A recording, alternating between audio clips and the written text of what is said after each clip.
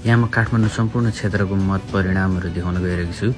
यो क्षेत्र नम्बर 1 हो, जहाँ प्रकाशमान सिंहले 7143 मत लिएर आएर रविन्द्र मिश्रलाई जिताएका थिए राप्रपाका।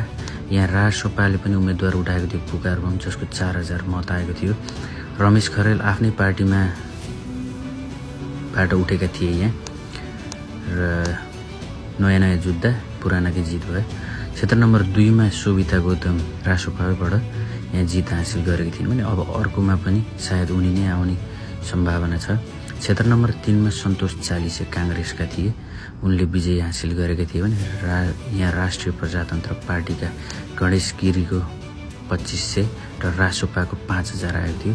यो क्षेत्र सम्भावनाको छ। र क्षेत्र नम्बर 4 मा गगन थापालाई यहाँ कसै स्वतन्त्र रासोपाले उम्मेदवारै उठाएन, विवाद भइरहन्छ यहाँ नउठाएको कारण। क्षेत्र नम्बर 5 प्रदीप पौडेल ईश्वर पोखरेल एमालेकालाई हराउँदा काङ्ग्रेसबाट विजय हासिल गरेका थिए। रासोपाको 5000 मत थियो। क्षेत्र नम्बर 6 बाट काठमाडौँको क्षेत्र नम्बर 6 मा चाहिँ सर्वेन्द्र खन्नाललाई हराउँदै काङ्ग्रेसका विजय भएका थिए। गणेश पराजुली क्षेत्र नम्बर 7 बाट विजय हासिल भएका थिए। विराज भक्त श्रेष्ठ सबैलाई थाहा छँदैछ, उनी रासोपाबाट विजय हासिल भएर सांसद बन्न पुगेका थिए।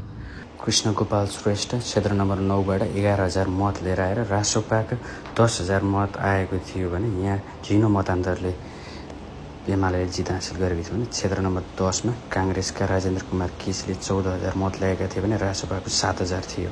तपाईहरुलाई समानुपातिकमा कति मत प्राप्त गरेको थिए यो सम्पूर्ण क्षेत्रहरूबाट देखाउन गइरहेको छु। त्यसको लागि म अर्को भिडियो तयार गर्नेछु। र समानुपातिकमा भोट हाल्दाखेरि सबैले विचार पुर्याउनु होला, किनभने यहाँ हेर्नुस् 12 लाख जति मत झन्नै यी साना साना पार्टीहरूबाट खेर गइरहेको छ, जुन चाहिँ कुनैले पनि थ्रेसहोल्ड नकटाएर ठुलो पार्टी बन्न सकेका थिएनन्।